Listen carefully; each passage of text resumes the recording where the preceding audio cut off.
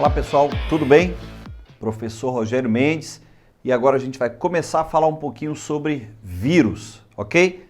Assunto importante porque eventualmente podem aparecer surtos de viroses e é interessante você saber as características gerais desse grupinho de seres, que é um grupinho de difícil classificação, que gera muita controvérsia por algumas razões que a gente vai comentar aqui.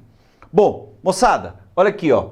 Tô falando de vírus, tá? Tô falando de vírus.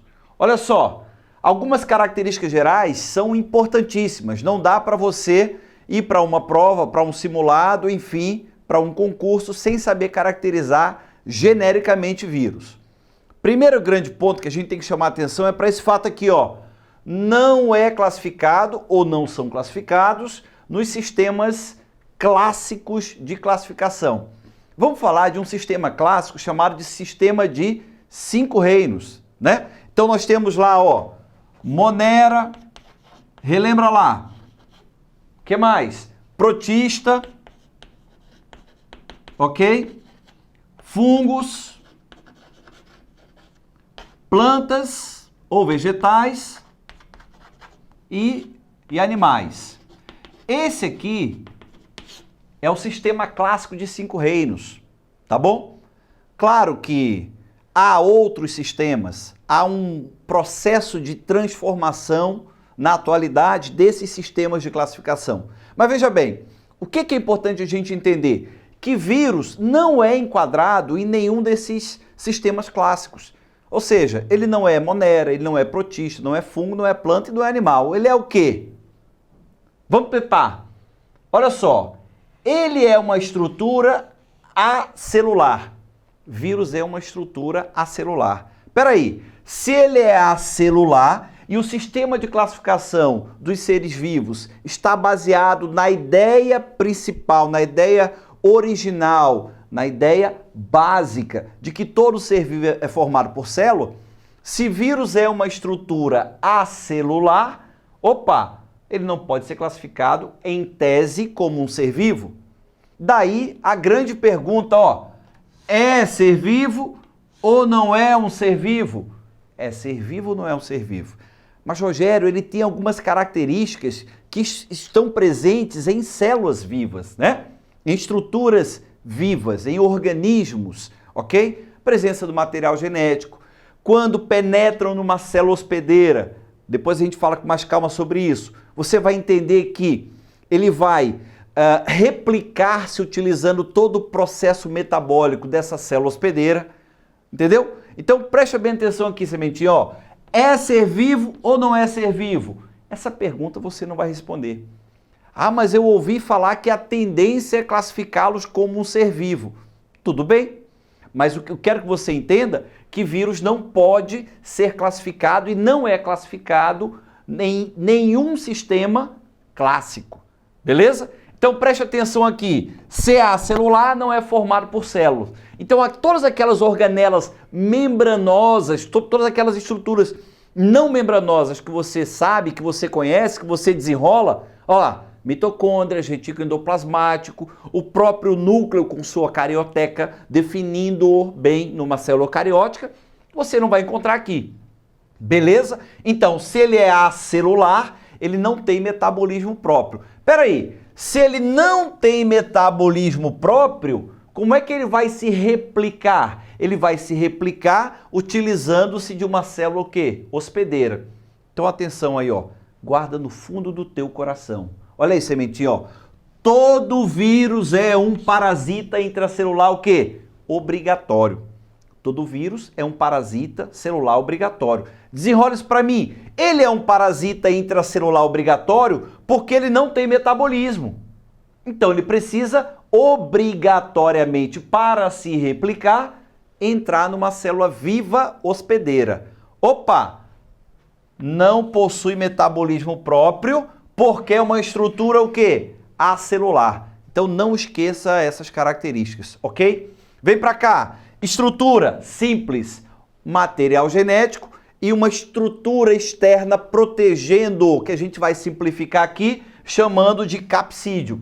Então, atenção, estrutura viral. Opa, material genético, DNA ou RNA. Então, você sabe que todos os organismos vivos, desde uma bactéria, um ser procarioto, até uma célula de um animal ou de uma planta, de um fungo, de um protozoário, de uma alga, não interessa. De uma forma geral, você vai encontrar sempre os dois materiais genéticos, DNA e RNA. Vírus não. Ou ele é o que nós chamamos de DNA vírus, ou ele é um RNA vírus. Esse material genético, ele é protegido por um capsídeo o quê? Proteico. Então, se você der uma olhadinha aqui, ó, isso aqui é um bacteriófago. Ou simplesmente o quê? Fago. Opa, tem alguma coisa estranha aqui, ó. Bacteriófago. Um vírus que infecta o quê? Bactéria. De uma maneira geral, você consegue visualizar os vírus em uma microscopia eletrônica, tá? Então você começa a perceber que, opa, vírus, de uma maneira geral, é bem menor do que uma bactéria, de uma forma geral. Então, olha só, eu tenho um capsídeo de natureza proteica, protegendo o material genético específico, no caso do bacteriófago, é um DNA vírus. Então, essa classificação básica que se utiliza-se levando-se em consideração se ele é um RNA vírus ou se ele é um DNA vírus. Gripe, RNA vírus, ok? AIDS, né? HIV é um RNA vírus, ok? E assim vai. Então, especificamente em relação aos bacteriófagos, eles são DNA vírus. Agora, é claro que há vírus mais complexos e menos complexos. Qual é a grande relevância desse capsídeo, além de proteger o material genético? Esse capsídeo, gente, ele vai fazer o quê? Ele vai ser super importante no reconhecimento de uma célula, de uma provável célula o quê? Hospedeira. Então, por exemplo, se você falar no HIV, você vai fazer referência aos linfócitos CD4+, que são afetados, que são infectados por esses vírus. Tranquilo? Então vamos lá. É importante você entender que, dentre as várias características, vírus são estruturas acelulares, daí não apresentarem metabolismo próprio, daí obrigatoriamente serem parasitas intracelulares. Peraí, Rogério, mas eu ouvi falar que fora de uma célula há uma capacidade interessante dos vírus chamada de cristalização. É possível, claro. Então é meio que um vírus, ele nesse estado inerte, é como se ele se tornasse um mineral, né? Simplificadamente falando. Então essa capacidade é chamada de mineralização.